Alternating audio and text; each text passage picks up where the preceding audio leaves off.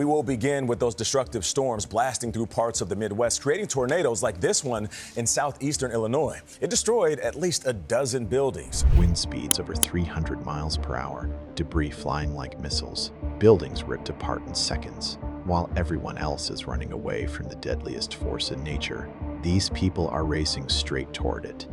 This is storm sea chasing, one of the most dangerous jobs in the world. Where your workplace is a rotating column of death, your office can disappear in seconds, and one wrong turn means you're not coming home. Most people hear a tornado warning and immediately seek shelter. They board up windows, head to basements, and pray the storm passes them by. But storm chasers do the exact opposite. When the sirens wail and the sky turns green, they drive directly into what kills thousands. No protective gear can save you. No safety protocol guarantees survival. No insurance company wants to touch you.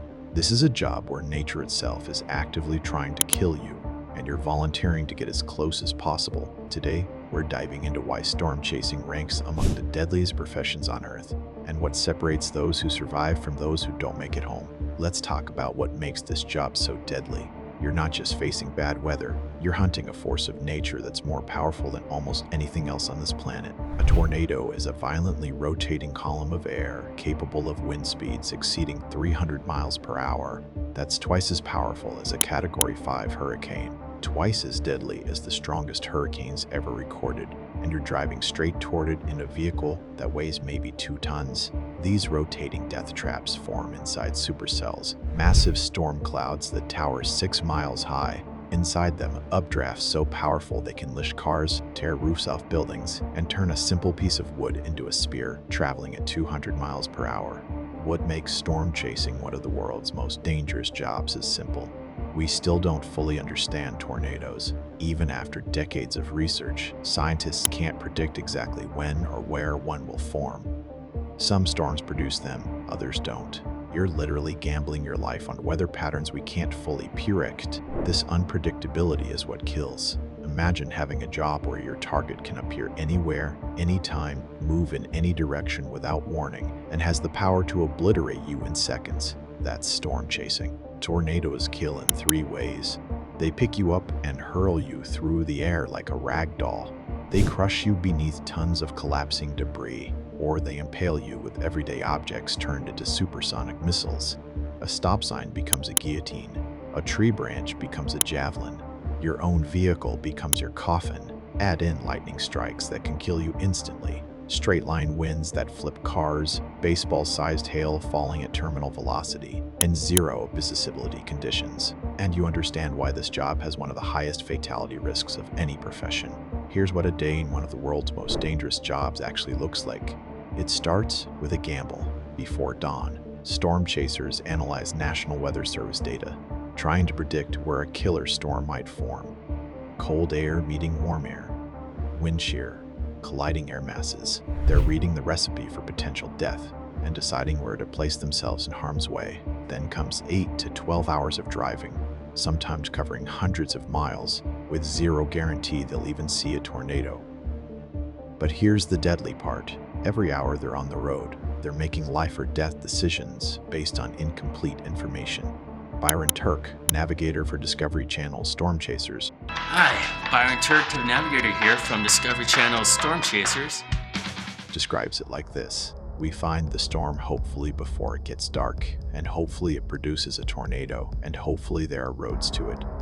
Lots of decisions need to be made. It's just a constant process of making the right decision over and over again. Hopefully.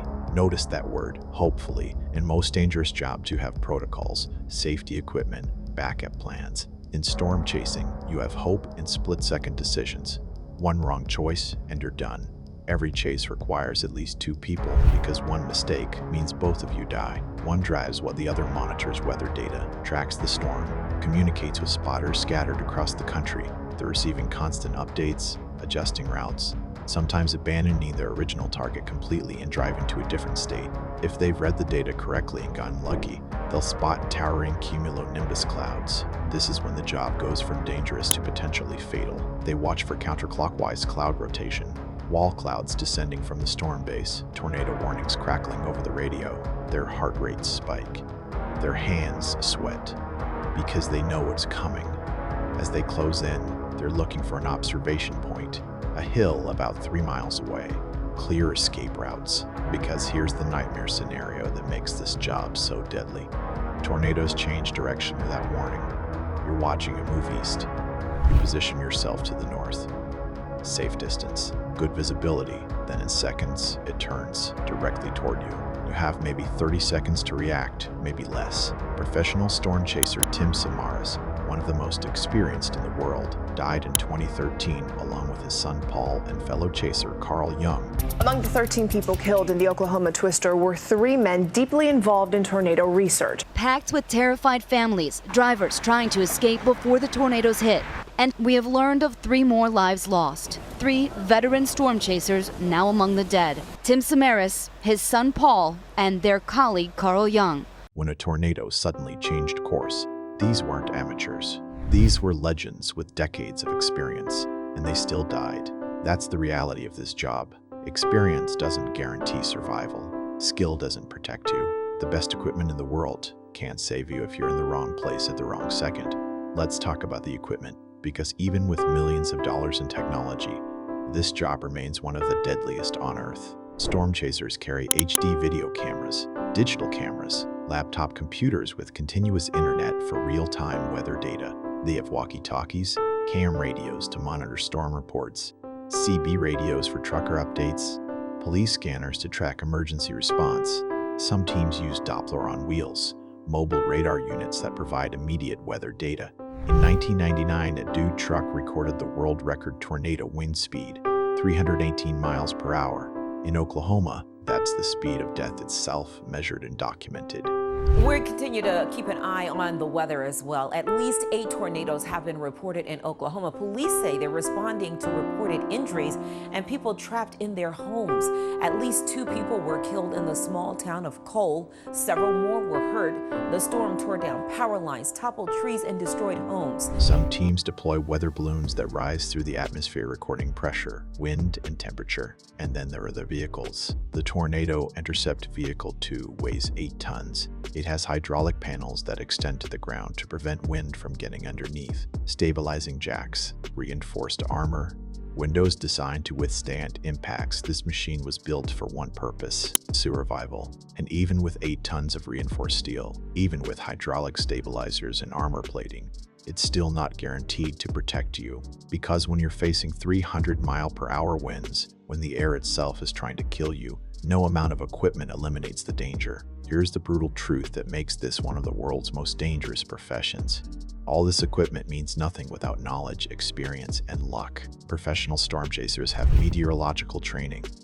They understand atmospheric dynamics. They can read weather data in real time.